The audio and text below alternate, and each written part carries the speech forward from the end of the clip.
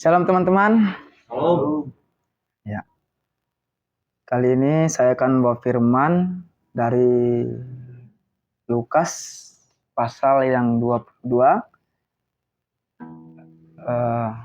Lukas 22 maksudnya ayat yang ke-54 sampai 62. Oke teman-teman, saya baca aja biar lebih cepat ya.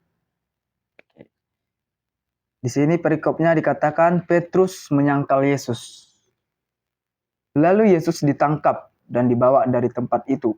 Ia digiring ke rumah imam besar dan Petrus mengikuti dari jauh. Di tengah-tengah halaman rumah itu orang memasang api dan mereka duduk mengelilinginya. Petrus juga duduk di tengah-tengah mereka. Seorang hamba perempuan melihat dia duduk dekat api. Ia mengamatinya lalu berkata, "Juga orang ini bersama-sama dengan dia." Tetapi Petrus menyangkal, katanya, "Bukan, aku tidak kenal dia." Tidak beberapa lama kemudian seorang lain melihat dia lalu berkata, "Engkau juga seorang dari mereka." Tetapi Petrus berkata, "Bukan, aku tidak."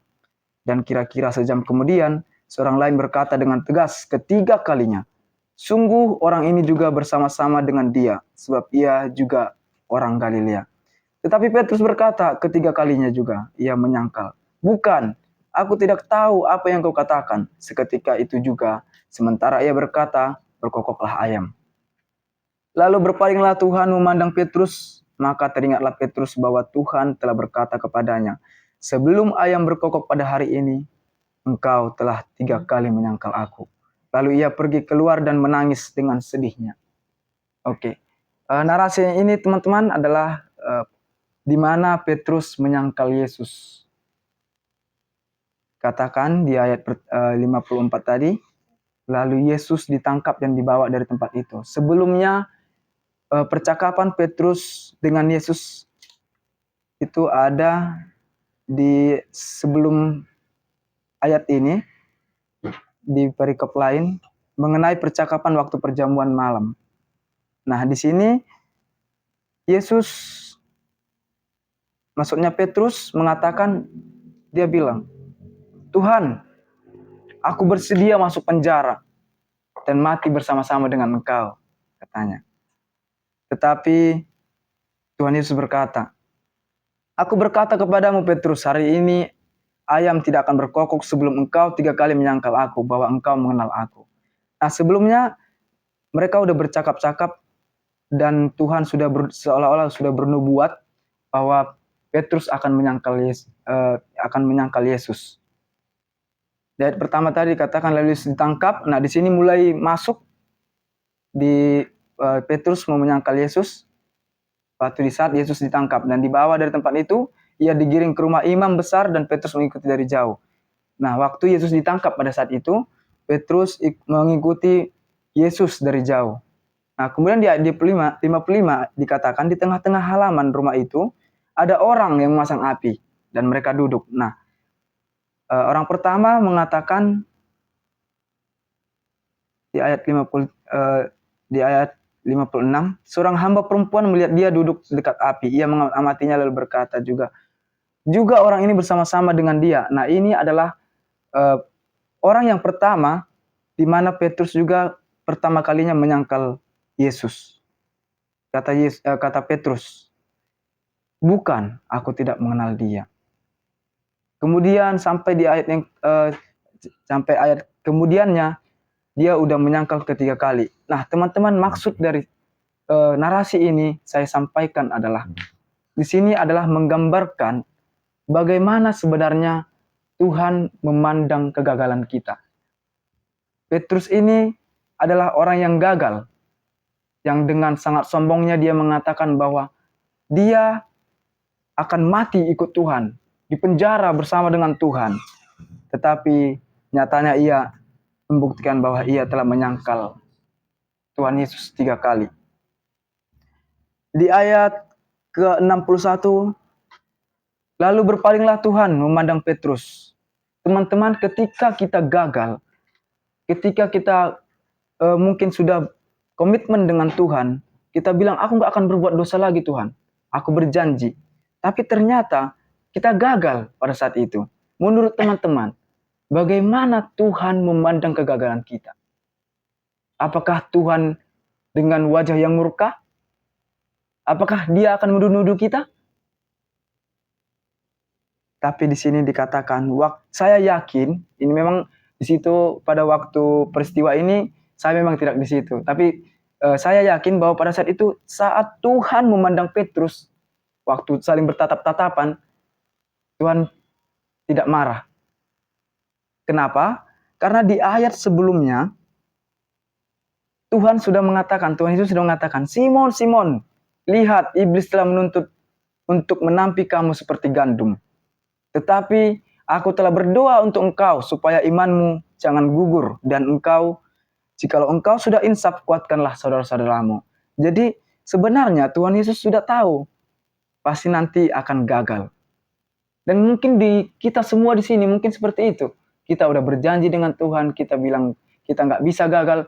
Tapi sebenarnya Tuhan tahu pasti kamu gagal, pasti kamu gagal. Tapi sikap kita, bagaimana sebenarnya Tuhan memandang kegagalan kita itu? Nah, begitu. Kemudian di ayat 62 dikatakan, lalu ia pergi keluar dan menangis dengan sedihnya. Ketika kita gagal dengan komitmen kita dengan Tuhan, kita pasti merasa sangat bersalah, merasa dituduh. Kok bisa ya, kok dihantui terus setiap saat gitu. Seolah-olah kita mendeskripsikan Tuhan itu pasti jahat ini, Tuhan pasti dijauhi aku ini, pasti Tuhan ini udah nggak mau lagi dekat sama aku ini karena aku udah melakukan kesalahan ini.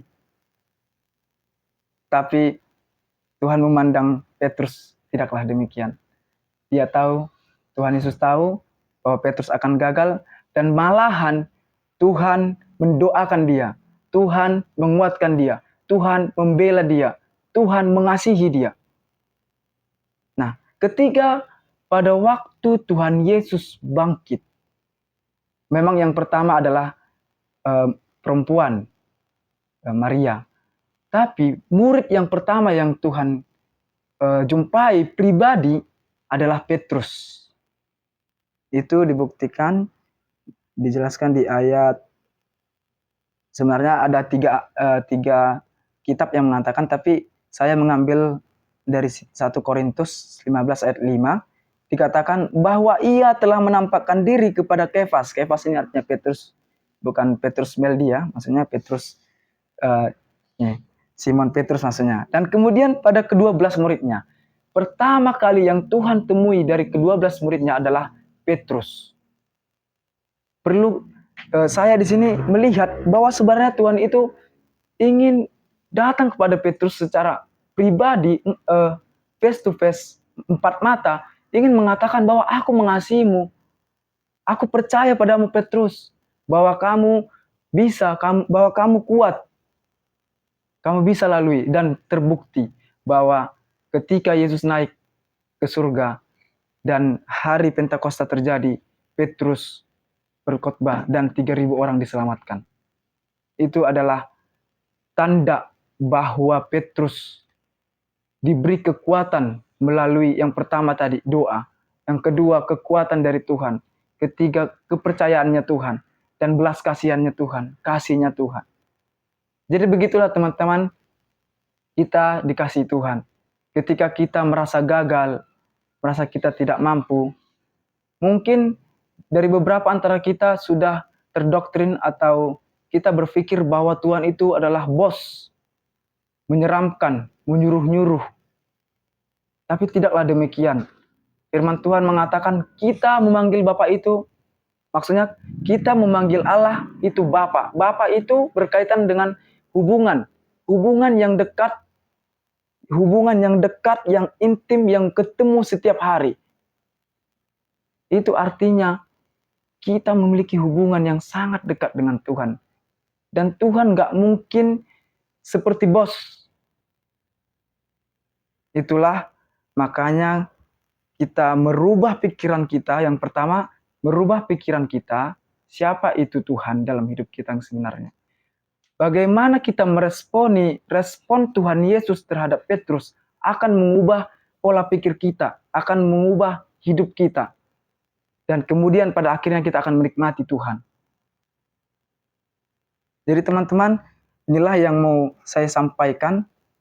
Jadi teman-teman kembali kepada diri teman-teman masing-masing, bagaimana teman-teman mempercayai Tuhan itu. Dan melalui firman ini, melalui kisah Petrus, bagaimana Tuhan memandang Petrus, demikianlah Tuhan memandang kita. Dan kita pasti diberdayakan oleh kasih karunia-Nya. Amin.